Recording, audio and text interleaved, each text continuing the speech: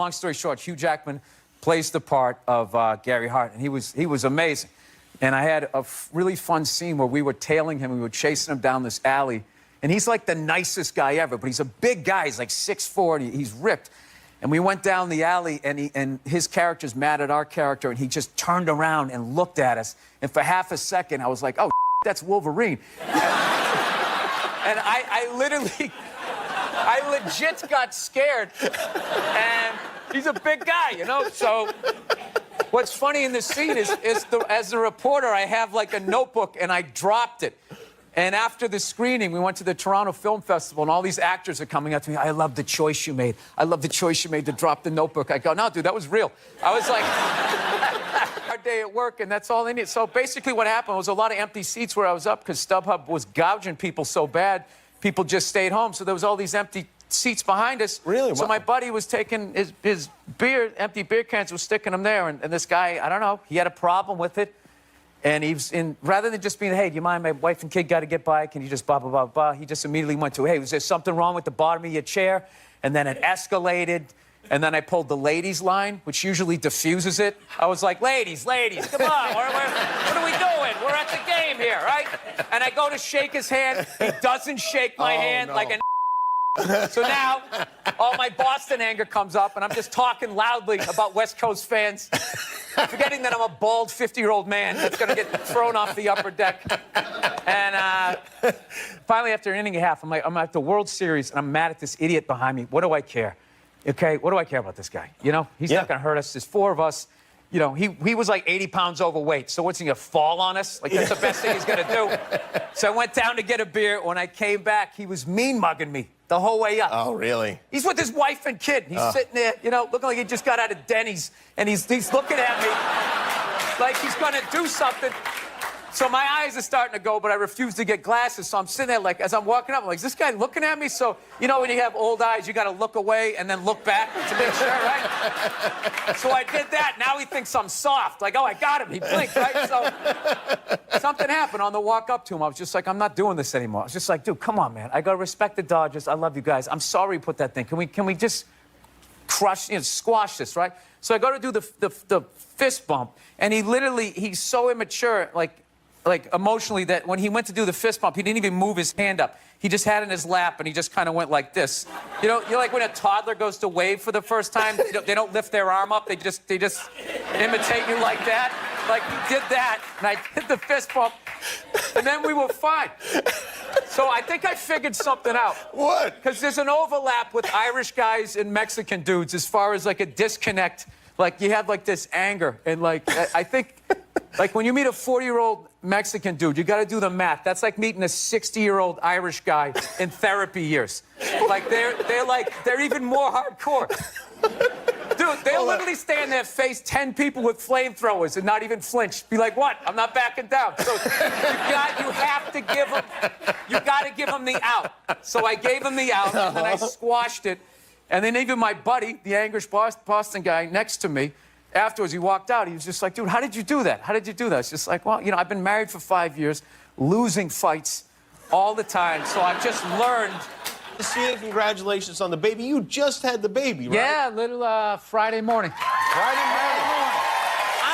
I did. My wife did. I didn't do anything. I felt unbelievably useless. I was in total panic mode. When I dropped her off at the emergency room, she goes, all right, you got to go park the car down in the spot. And I swear to God, I was in such fight or flight. I was driving down there, this voice in my head just said, just keep going. Just keep going. Just drive away. Which, of course I wouldn't, but I started laughing. Isn't there like a Bruce Springsteen song about that? Going out to get cigarettes, and there's something hilarious about people abandoning their family, where, like, I just can't imagine, like, the hell that you would be in to do that move. But just knowing you were going to do it, like, the level of excitement that you would have before, like, okay, I'm going to go get some cigarettes. And I'm never going to see you people again, your mother-in-law. All of this stuff is over. I'm a loner, man. I don't like people. So... Okay, you're not lying. I don't. Yeah, I know. This Fifth Avenue during Christmas time, the thoughts that go through my head. The thoughts that go through my head. I just want to chop that tree down and watch it land on people. as I walk over their head. No! I do. That was the Sorry. holiday season. I know. No. I knew I wasn't going to stick to that. I know, I was I trying to don't be know why I used happy. this. I was Yeah, trying to be happy. I was trying. We tried. We tried. It Oh, doesn't- you played drums. Yeah, Oh, that was we- fun, wasn't yeah, it? It went yeah. right in the tank. Yeah. Right in the tank. I got to trash people or it doesn't work. Doesn't. I hope you found that educational. Now to bring on a man I'm thrilled to have here. As I mentioned, this comic is simply one of the best in the world. We're thrilled to welcome Bill Burr. How are you? Doing this one over here. What's up, man? How are you? How are I know, it's confusing. Yeah. Good to see you. Good to see you. I would have dressed up more. I know. I Look know. at him. You got the pocket square, too. You're killing me. Wait, I don't even own this suit. Well, looks like you do. Looks tailor-made. The little snazzy socks going on. Thank you. Oh, my legs. It is great to have you here. I'm a big fan myself, and you've been doing comedy a long time. Yes, I have. Yeah, I meant that in a good way. How do you think Breaking Bad's gonna end? You know what? I have no idea, because whenever I do the show, like, all they do is they just give me my little scene.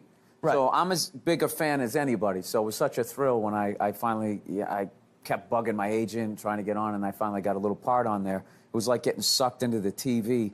And I remember when they had the clapper, you know, before they go in the action thing, I saw it said Breaking Bad, and I couldn't believe I was there. And so I get little tidbits of information, but I have no idea. Right, but you're a smart guy.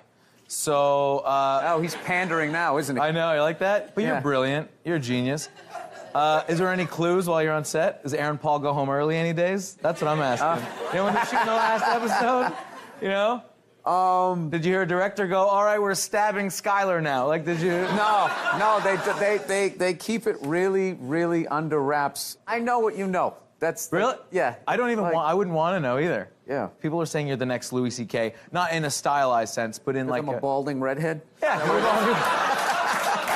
Other than that, Ron Howard, Louis C.K., Yeah. Bill Burr.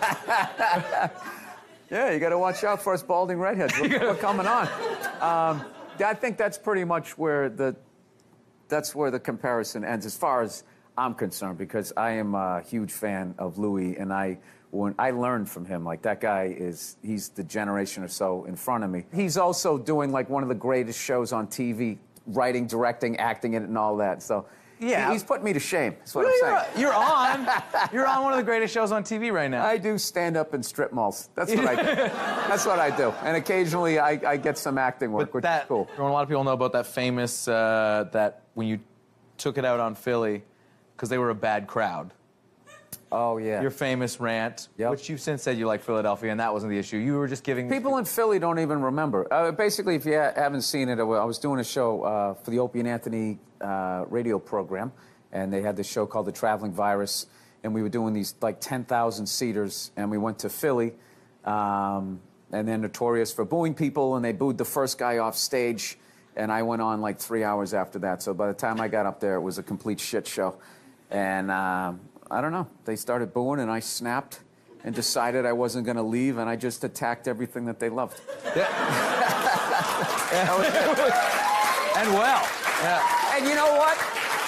They're so twisted. They actually they enjoyed it, and then when I came back to Philly, they do it so much they don't even remember. They were like, "Oh, yeah." You know, I mean, I've seen them boo. I saw them boo. What was that? Destiny's Child. I saw them boo. For what? Because it was a bad management move. They sang at the NBA Finals. The 76ers were playing the Lakers. So I still remember it. They all came out, and they were wearing these sexy glitter, like, NBA outfits. And one had a glitter NBA one. Another had a glitter Philadelphia 76er one. And then the other one had a glitter Los Angeles Lakers one, for some stupid reason. Oh. So it was clearly, they were like, we don't have a dog in the fight. We don't care. We're whoring ourselves out for the NBA. So they start singing the song, and this comic, Keith Robinson, who's from Philly, calls me up. He's like, "You watching this?" Because we knew it was coming. And I just remember they ended the song, however it ends, you know, and the bootylicious, it ends. And then they just go, and the whole crowd just goes, boo! And for half a second, you saw, who's the Jay-Z's wife there? She just, Beyonce. Yeah, she just goes, like that, and they immediately went to commercial. And I remember watching it, I was like, yeah, I've been there. I bet that, no, I was mad that they cut the commercial because I wanted to see if she did what I did. Like, you know what? You are sort of crazy. You're the only small gun advocate I know. You're like everyone's like, knowing you shouldn't have guns. Some people are like, everybody needs a gun. You're like, get a small gun. Yeah. Only if the apocalypse happens. No, you get like a 22. It's perfect. Yeah. Which I think you feel like the day the power goes out, you're gonna have to shoot all your neighbors. Yeah. But I feel like you're under. I don't want to like die hiding in the cabinets in my kitchen. You know what I mean? I would like to take somebody with me. I'm not saying that I'm gonna go hunt somebody down, right? But like, you know, and you guys might look at this like this is some crazy gun nut American, you know, but I'm on to you guys where there's something going on up here. I don't know what it is, but like, you know, you lose a hockey game and you like burn down your city, like a riot.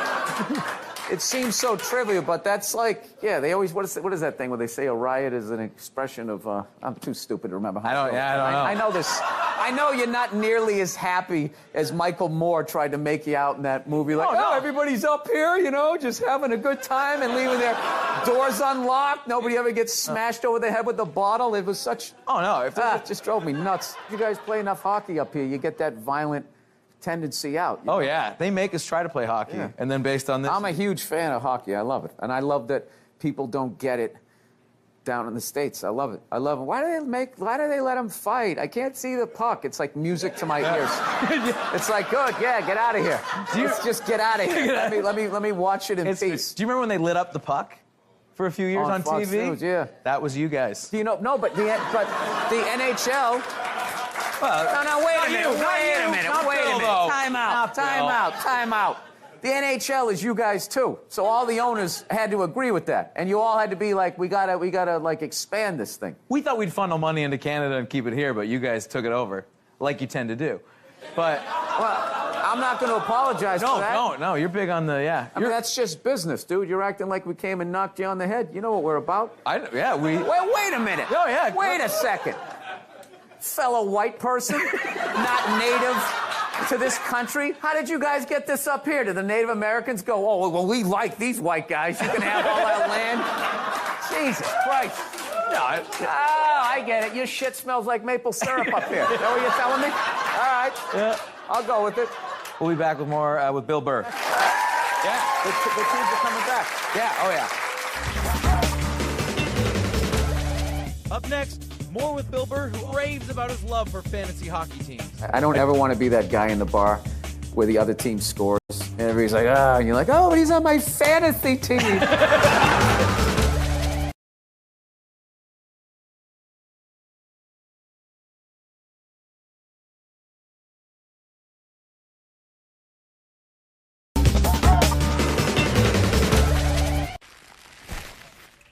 Dude.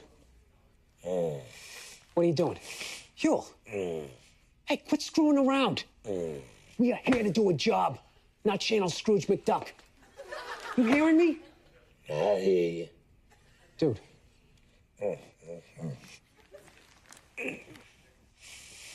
Screw it.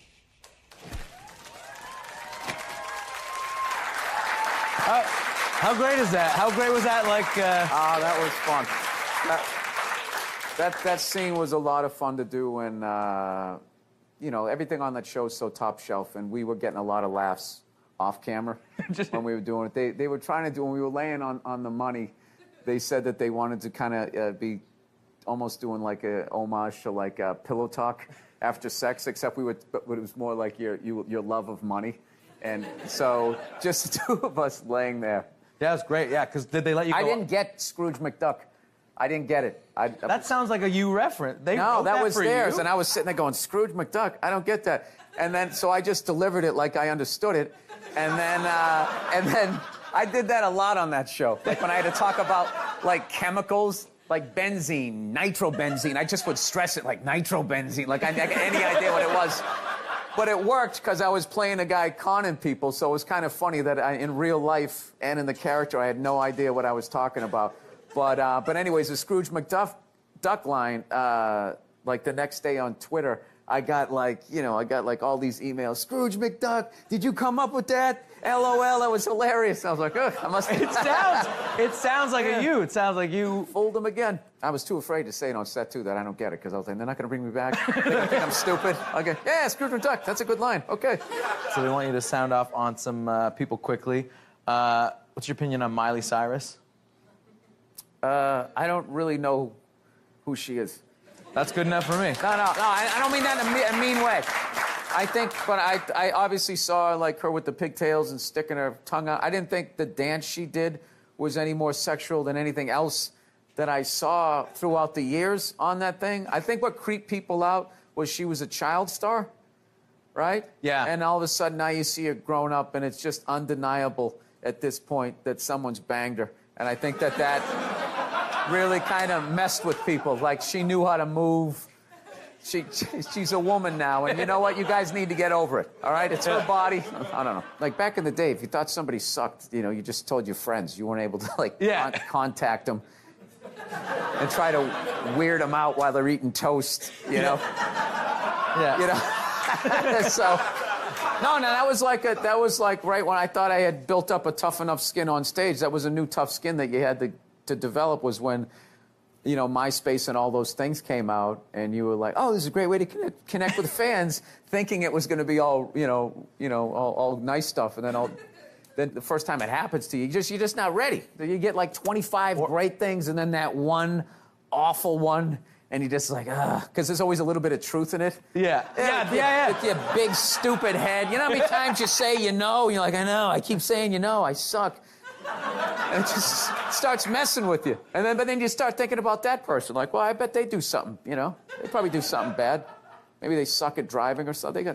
They have things to work on. When you see someone who hates you ever go to their Twitter feed and they just hated everything they did that day? They're like, Bill, no, but I will attack him. I had one guy, he said, when are you coming to Dallas, you fucking ginger? And then I clicked on his picture, and he was overweight. So I just wrote back, I was there in April, you tub of shit. And he didn't write me back, and I felt good. I felt good knowing that I hurt him. Like, I'm really anti that whole somebody gets offended by a joke and then you go and apologize. Because the second you apologize, then you make that person right, like you meant it maliciously. If you're being malicious, apologize. But if you're not being malicious, you should not apologize on you know. And I find that people who get offended in crowds are very selfish. They're selfish. They'll sit there for 40 minutes and everything's funny. And then it comes to their neck of the woods, then all of a sudden you're making statements. You're not making jokes anymore. Right. Right? Oh, yeah. Like, you know who gets offended by fat jokes? Fat people. Right? You make fun of animals, the PETA people get mad. You make fun of gays, the gay people will get mad. Not saying alls, but they do, right? Yeah. But like the PETA people never stick up for homophobia. Right. You know, the Asian group doesn't come at you when you're whatever, making fun of fatties, you know? Yeah. So,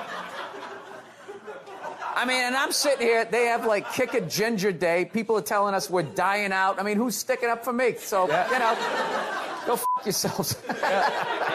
All right, fantasy hockey draft. Who do I pick first? I don't play fantasy.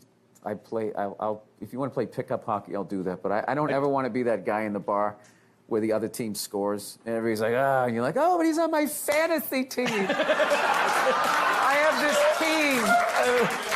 In my biggest fantasy, this would be the team.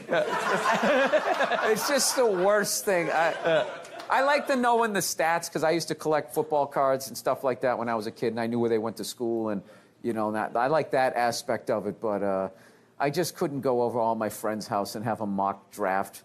Like, I stopped playing Cowboys and Indians when I was a kid. Like, it's like, you know, once you're an adult, you should. Yeah. Either go out and do it, or, you know. Which, yeah, you actually play. Watch somebody do it. You play hockey, though, yeah. Pick up hockey, but I only started in 2010. I'm like upper horrible. That's what I'm at. But I play with a lot of guys that are better than me, so it's been a good thing. I can skate pretty good, but I equate my stick handling to like texting while driving. It's a lot of this, so it gets puck gets taken away from me real quick. Thank you so much for being here, and check out Bill Burr, BillBurr.com, and listen to his podcast. Bill Burr, ladies and gentlemen. Thank you.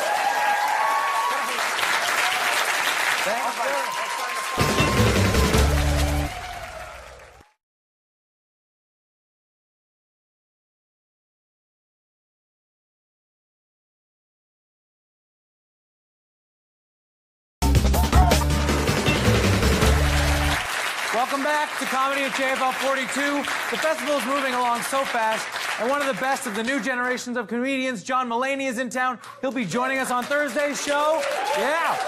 Yes. Tomorrow, our guests are opinionated actress, comedian Janine Garofalo, the hilarious Andy Kindler, and Match Game panelist and Juice Pig, or was he Corky? Sean Cullen will be here. Yes. For Comedy at JFL 42, I'm Graham Chittenden. Good night.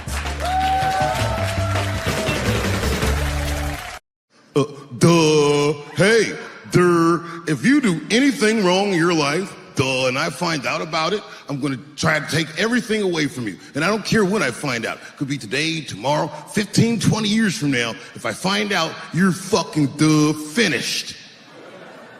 Who's that? That's you. That's what the audience sounds like to me. That's why I don't be coming out doing comedy all the time, because y'all niggas is the worst motherfuckers I've ever tried to entertain in my fucking life. But what they're doing is they're just trying to find targets. And I think that's one of the things that's happening with Roseanne. And it's one of the things that's happening whenever anybody screws up in the media. You just get these people that they want a target. It's a game. And the game is take someone down. The game is call someone out, take someone down, shame them, get the Twitter mob and the Facebook mob, get them after them. Let's go. Let's move. Let's start a hashtag. I think there is that backlash happening. It's one of the reasons why you've become incredibly popular, because you just don't care, right? I mean, well, I feel like if you have you money and you don't say you, then who's going to?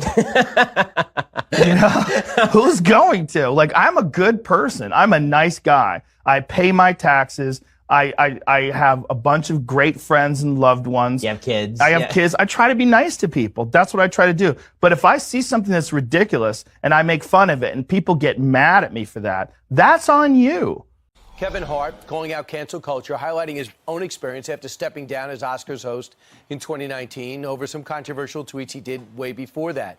Hart says, quote, when did we get to a point where people are supposed to operate perfectly all the time? People get locked up so they can be taught a lesson. When they get out, they're supposed to be better. But if they come out and people go, oh, I'm not giving you a job because you were in jail, they're saying that all life should be over because of mistake. This is in a brand new op-ed. Our next guest agrees, defining cancel culture as fast food closure. But that tweet sums comedy up, doesn't it? How subjective it is. How one person, some people can find them hilarious, some people find them the least funny person in the world. And when someone says to me about another comedian, they say, oh, they're not funny. Even if I agree with them, I stand up and I say, well, you can't say that. You've got to say, you don't find them funny, And I hate it when people say, that joke was offensive. I got to say, no, you've got to say, you found it offensive. Because it's all about feelings, and feelings are personal. And there's loads of types of comedy, and comedy evolves, There's a new type of comedy at the moment called woke comedy, right? No, it's very progressive, There are some clubs now where the comedian has to sign a thing saying he won't say anything contentious or he won't say anything that could offend anyone. It's a safe space for the audience, woke comedy. And I tried to watch a bit of it, and I decided I'd rather watch Louis C.K. masturbate.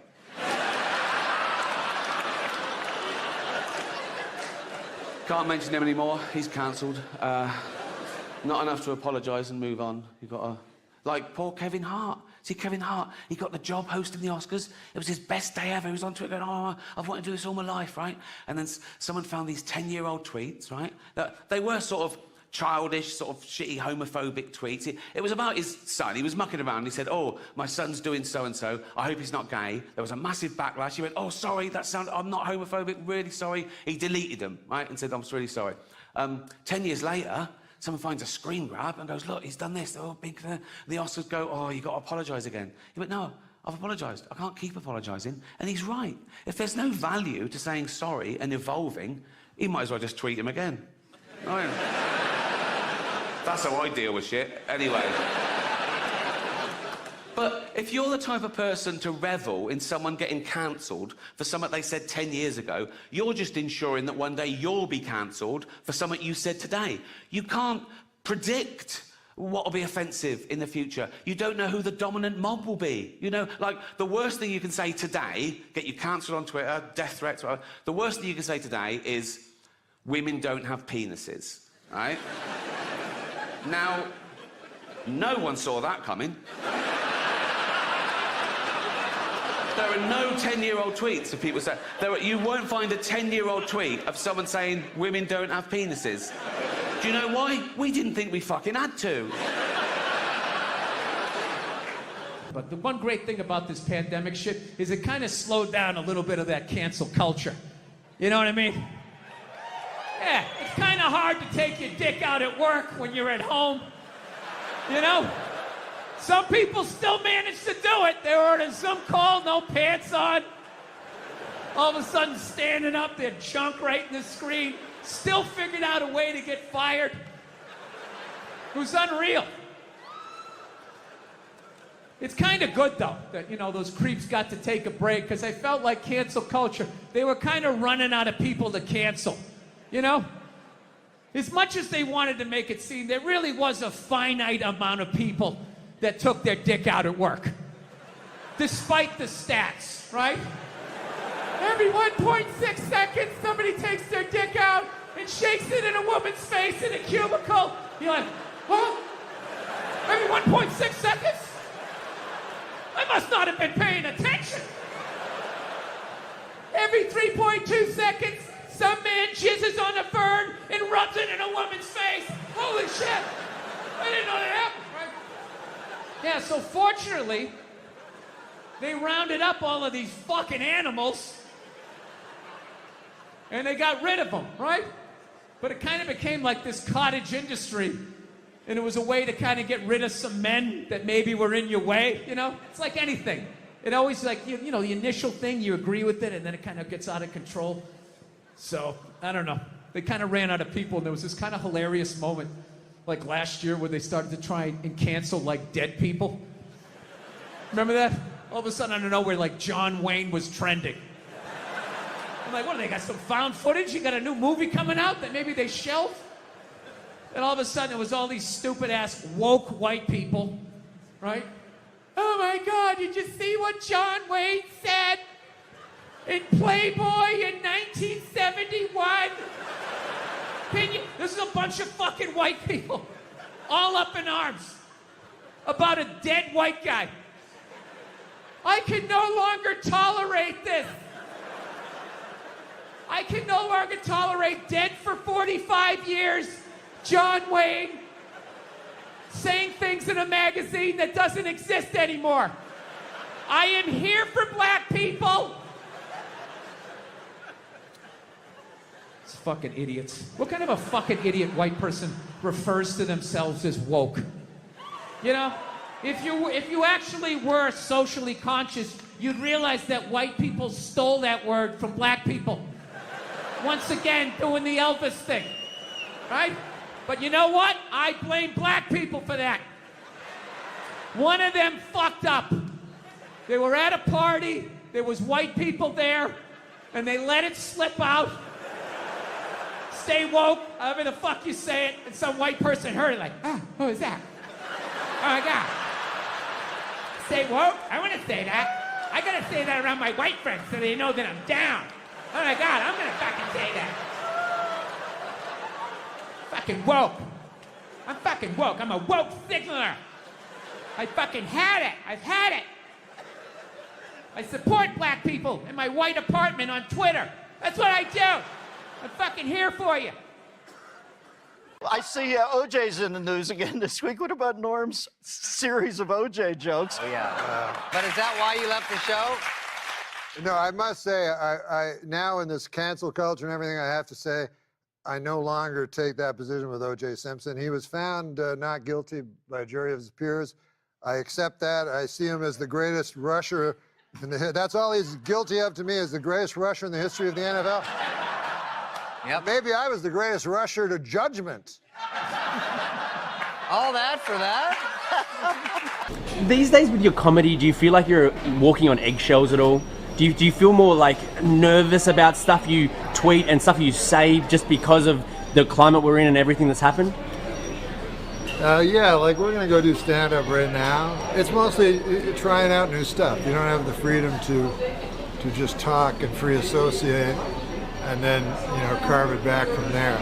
Because usually the process would be you go way over the line, and then you bring it, and then people go, "We hate you," and then you take away all the parts where they hate you, and then you're left with the stuff that's not, that's on the line but not over it.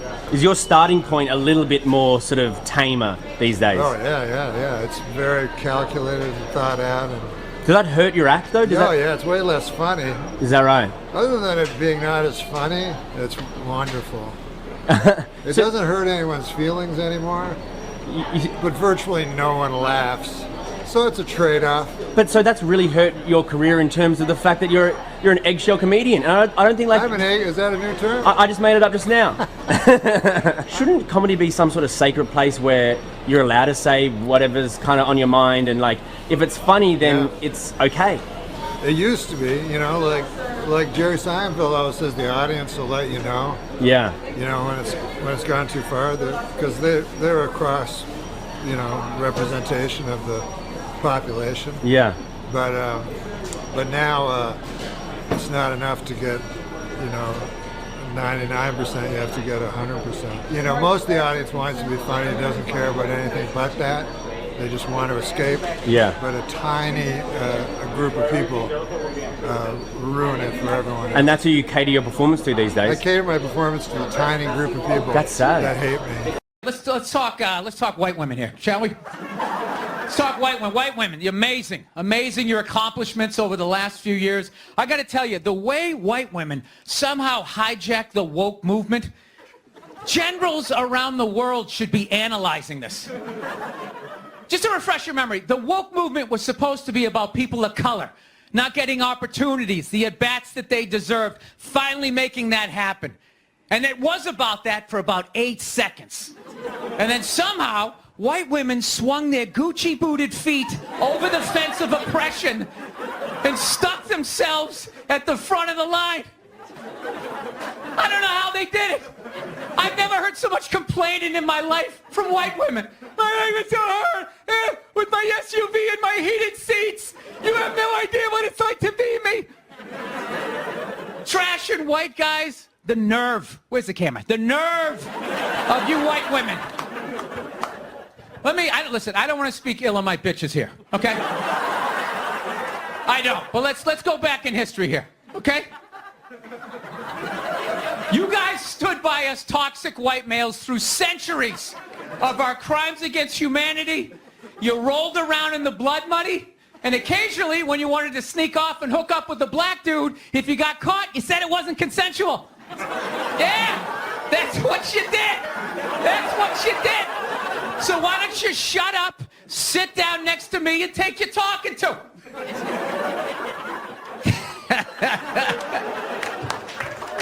Thank you. So, I don't know what it is. I don't know what the fuck is going on. But I think white women started it. It's the worst. The fucking worst. It's all they do is bitch, moan, and complain. I had no idea how difficult it was to be a white woman in the United States of America. Evidently, it's really difficult. Yeah, they're always bitching. Do you have any idea what it's like to be me? Well, I imagine it would be slightly less awesome than my life.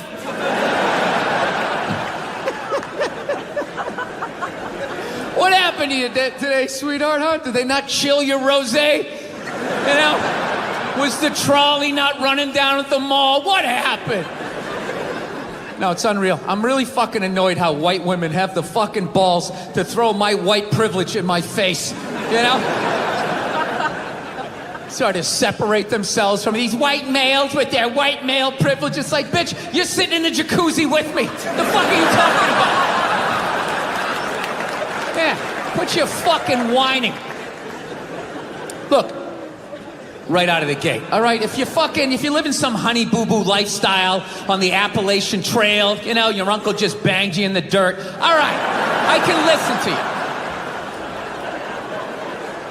No, one of my fantasies is I want to drive by like a woman's rally and just say the most sexist shit I can think of, just to watch them lose their minds. You know, just drive by real slow and be like, yeah, why don't you get back in the kitchen where you belong? Just to look in the rearview mirror, watching them flipping out on the road, spinning around like Leatherface at the end of Texas Chainsaw Massacre, like,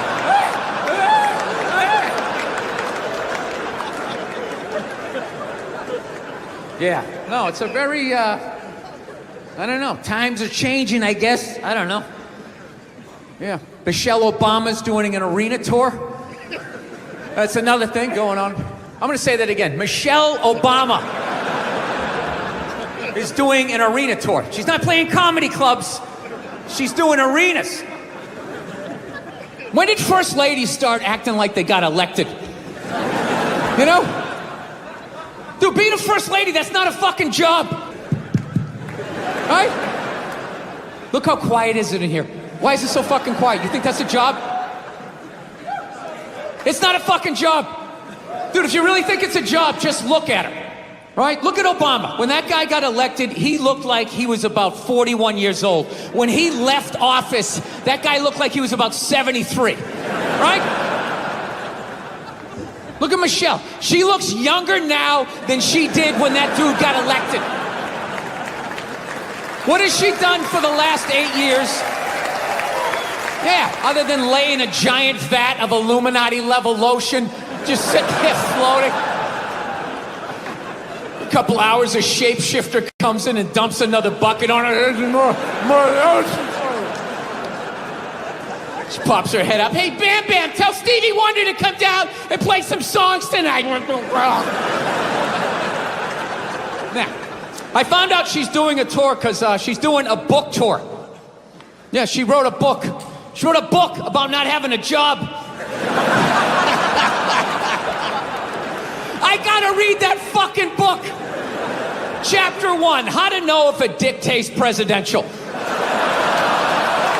How to weed your way through all that local representative cock and get to the big swinging dick in the room.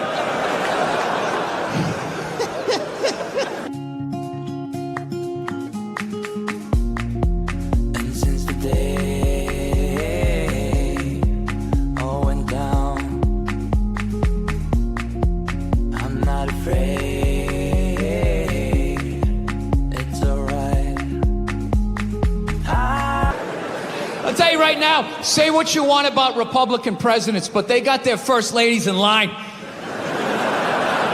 They do. Dude, George W. was president for 8 years. 8 years. I don't even know his wife's name. What was it, Abigail or some shit? Maggie? No clue. Donald Trump's wife stands behind him like a giant meerkat, like...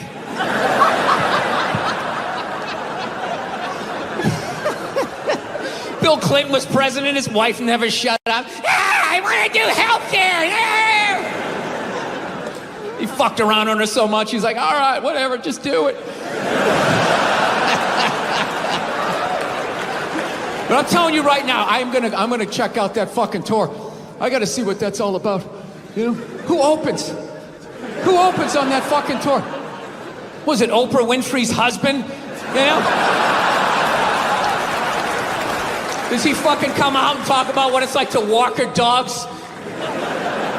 Dude, Naziist, and I gotta bring him around. Look, I'm sure that there's some feminists in the crowd right now not appreciating this joke, feeling triggered, feeling like they need to fucking put out a hashtag or some shit and be brave and speak out. You know what? You're full of shit. You are.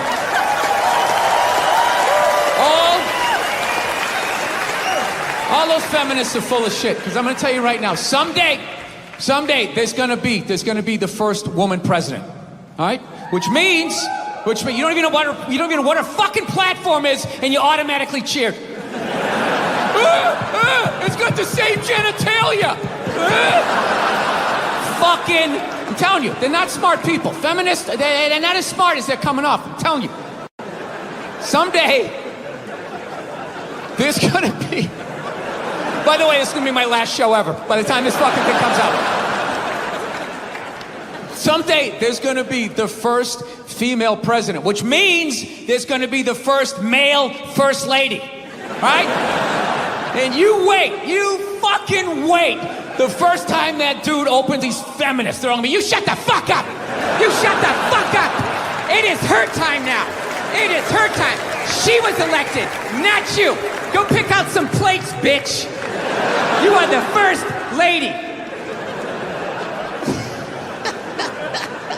He's gonna get treated like Tom Arnold when he was with Roseanne.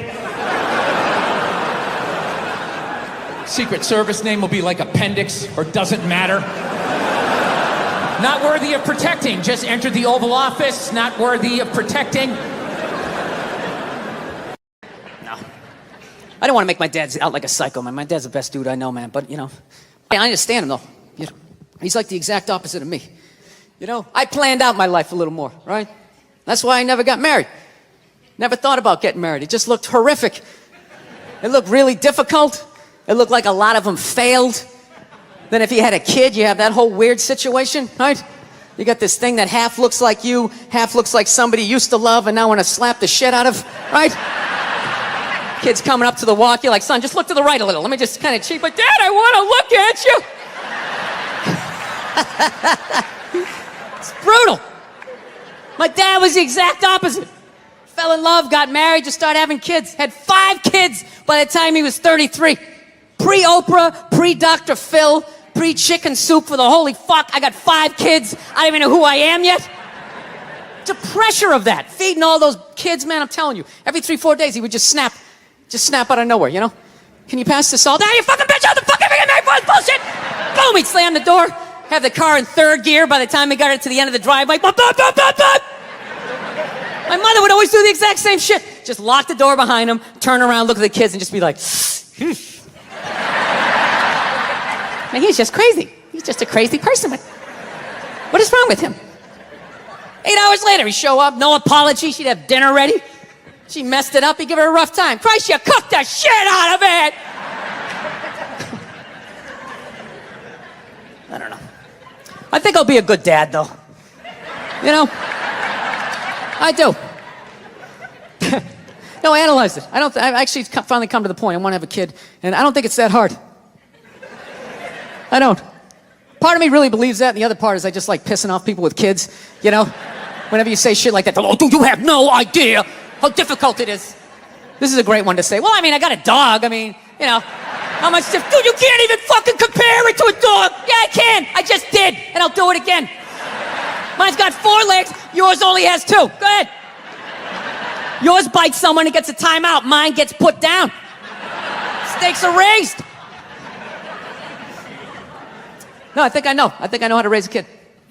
You know what it is? You just play catch with them. I think that's the big deal, man. That's how you raise a kid. You play catch with them. You just talk about life. You distract them by throwing the ball.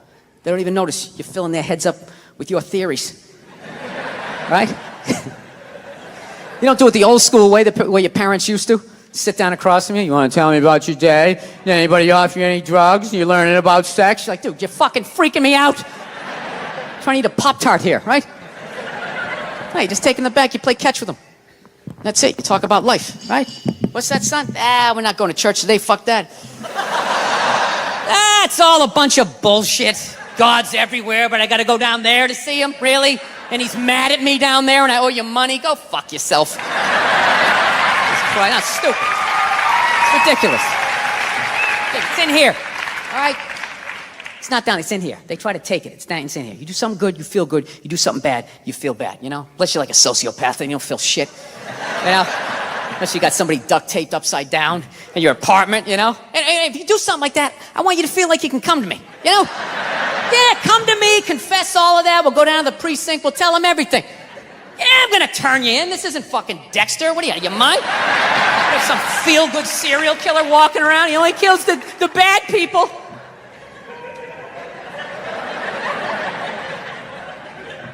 Listen, I know your mother and we've been arguing a lot lately, all right? But you know I love her. I love her to death, okay? It's weird. I love her to death, but when I watch her eat toast, I just want to choke her. I don't know what it is. It's the routine, right? Left, then the middle. Just why don't you just fold it in half and fucking eat it? You know what I mean? It's unreal. You know? That's when you know you met the right one. When you want to slap the shit out of him, but you don't. You know? You want to leave, but you don't. There's something about him you just can't fucking leave, right? So don't settle down till you meet one like that. That's when you know. Till then, put a condom on, just bang as many as you can so you don't have a midlife crisis. That's what you do. Don't tell your mother I'm telling you any of this shit either.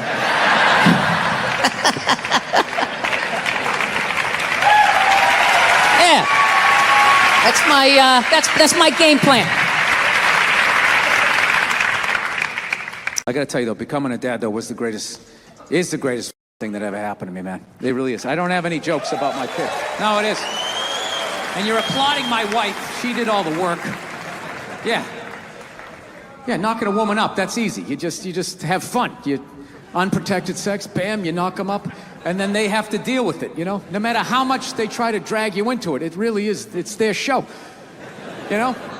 I always say my wife, when my wife was pregnant, I would say my wife, she's pregnant. And then I always have these people like, excuse me, you're supposed to say we're pregnant? You're supposed to say we're pregnant? It's like, well, I'm not a seahorse, so I'm not fucking pregnant. My wife is pregnant. Look at her, she's putting on weight, her feet are swelling up.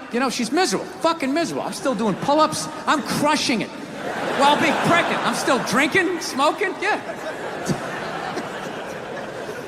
Every white person likes to lie to themselves that they were alive, 150 years ago, that they would have been working on the Underground Railroad, trying to help slaves escape, right? I would have been one of the good white people. I would have taken time out of my day, risked my life. And the reality is you'd be doing back then exactly what you're doing today. Nothing. Not a fucking thing. Maybe a little hashtag, Black Lives Matter.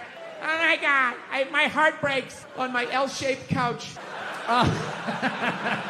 My favorite thing about the Black Lives Matter marches was the store windows that would have the plywood over the windows, and then it would say Black Lives Matter on top of the plywood. I just love the duality of that message, It's like, Black Lives Matter, we're all the same, we're all one. Don't burn down my store, you fucking animals. Everybody is welcome in this store. Anyone can come in, one at a time. Follow him. Like, how many times have you driven out to a bar going, I'm just gonna have one, all of a sudden you had like 11, right? And you're hammered, and you're thinking, but you're responsible. You're drunk, but you're responsible. You're like, God damn it, I drove my car here tonight. God damn it, I'm driving it home, all right? I'm not gonna burden this place of business by taking up a parking space in this completely empty parking lot for the next 6 hours. Now, I am not advocating drinking and driving, but I will tell you, there's nothing better than when all your friends and family know you're hammered. There's nothing better than that walk to the car. It's incredible. Women are screaming, people tearing at your clothes. You feel like you're in the Beatles. Oh my God, no! Stop! And you're like, no autographs. I'm sorry, I have to go. I'll be back.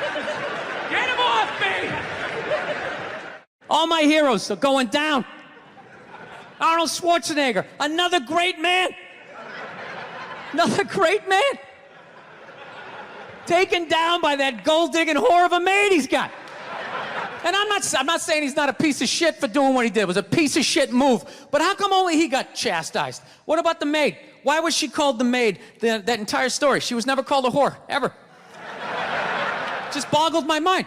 She knew his wife, first name basis, played with their kids, fucked her husband in their own goddamn bed. That's right down the checklist. First ballot Hall of Fame whore.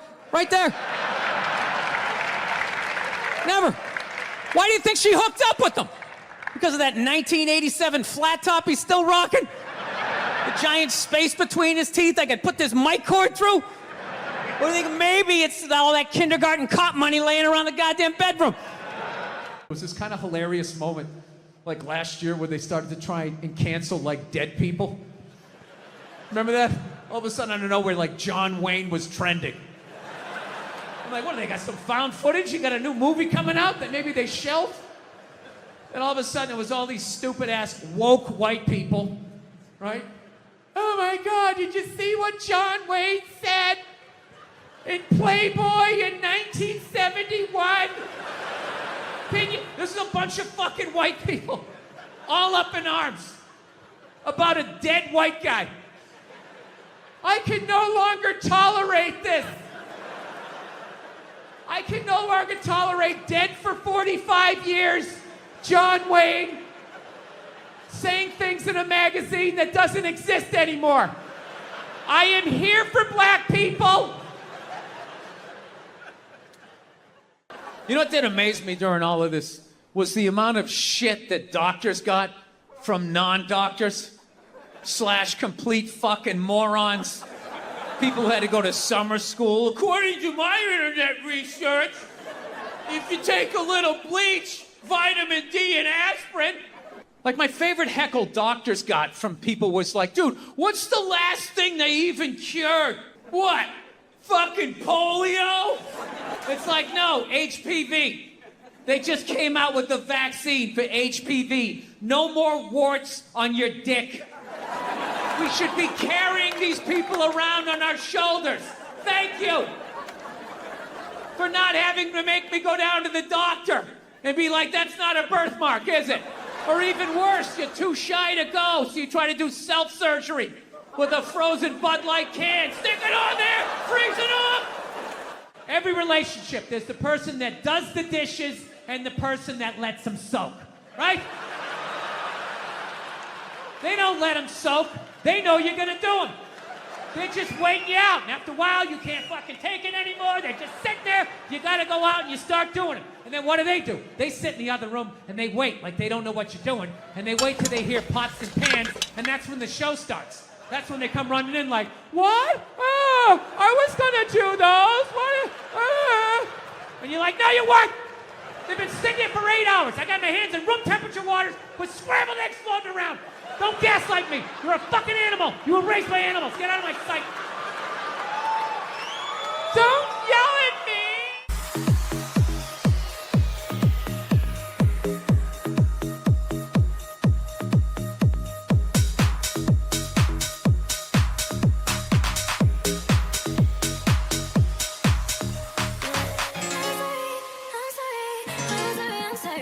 It went from men not listening to women at all to just this total overcorrection that anything they fucking said means it happens, you know? They got these hashtags like, you know, believe women, right?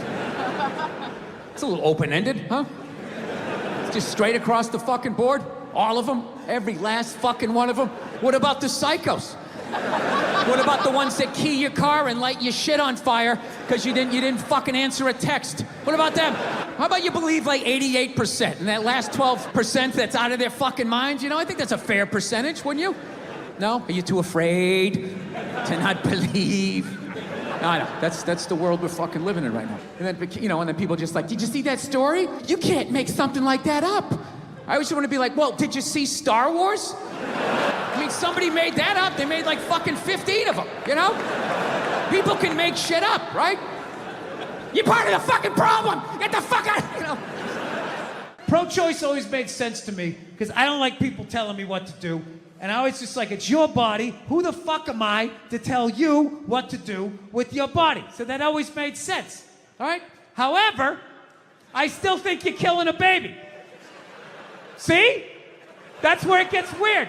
It's not a baby yet. That's what they say, which may or may not be true. I don't know. I'm not a doctor, but I'll tell you, my gut tells me that doesn't make sense.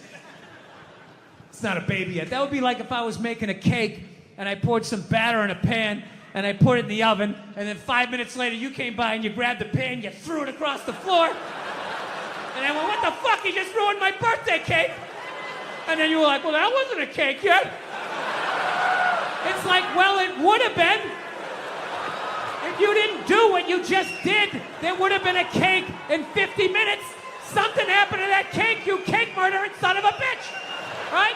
My girlfriend doesn't like it because she says I have a temper. She's like, you know, it's just not that you're trying to fix things. It's that you get frustrated, you punch the wall, the dog starts shaking. I just don't think it's a good idea. You know, you're a comedian. You should tell jokes. He's a plumber. He should plumb, right? Trying to explain to her that losing your shit is part of the process of fixing something.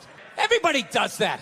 You buy, right? Yeah. You buy something at IKEA, you get halfway through putting it together, you're like, dude, where the fuck is the fucking... Oh, there it is. There it is. There it is. But, honey, I didn't see it. I didn't see it. Why? You want to put it together? You want? Well, then you put it together. You put together this fucking particle board piece of fucking shit. Its instructions make no sense. I will buy another one. I will buy another one. I'll buy fucking 5 and smash 4 if I want to. Don't tell me what to do.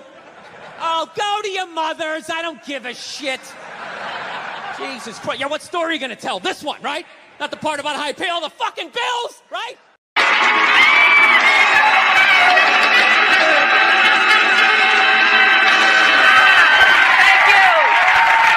you so much. Thank you. I am so excited to be here. I have been doing stand-up forever, and this has always been a lifelong dream of mine to come here and host Saturday Night Live. So thank you so much for coming out.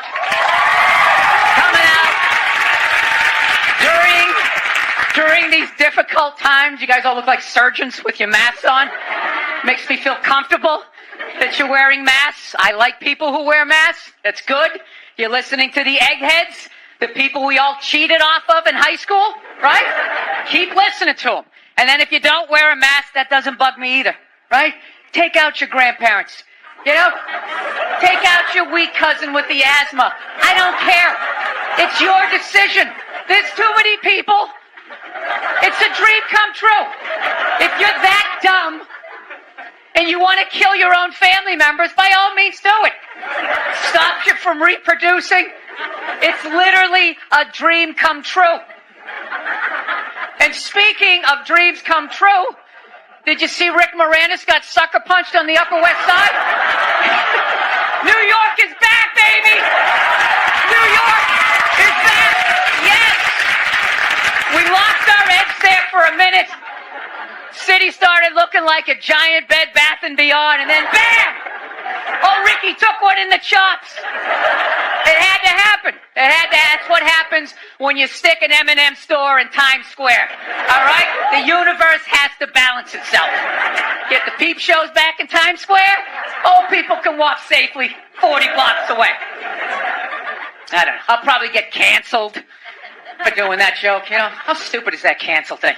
They're literally running out of people to cancel. They're going after dead people now. They're trying to cancel John Wayne. It's like that, dude. God did that 40 years ago. They're all up in arms. They're like, did you hear what he said in that interview in Playboy in 1970? Can you believe that? It's like, yeah. He was born in 1907. That's what these people sounded like.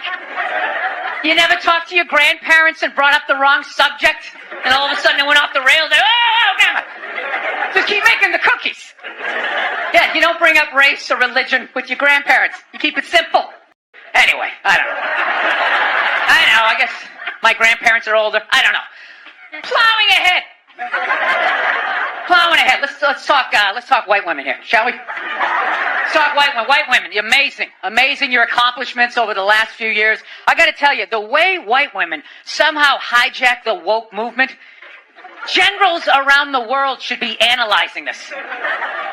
Just to refresh your memory, the woke movement was supposed to be about people of color not getting opportunities, the at-bats that they deserved, finally making that happen. And it was about that for about 8 seconds. And then somehow, white women swung their Gucci-booted feet over the fence of oppression and stuck themselves at the front of the line. I don't know how they did it. I've never heard so much complaining in my life from white women. I think it's so hard with my SUV and my heated seats. You have no idea what it's like to be me. Trashing white guys, the nerve. Where's the camera? The nerve of you white women. Listen, I don't want to speak ill of my bitches here, okay? I know, but let's go back in history here, okay? You guys stood by us toxic white males through centuries of our crimes against humanity. You rolled around in the blood money, and occasionally when you wanted to sneak off and hook up with a black dude, if you got caught, you said it wasn't consensual. Yeah, that's what you did. That's what you did. So why don't you shut up, sit down next to me, and take your talking to.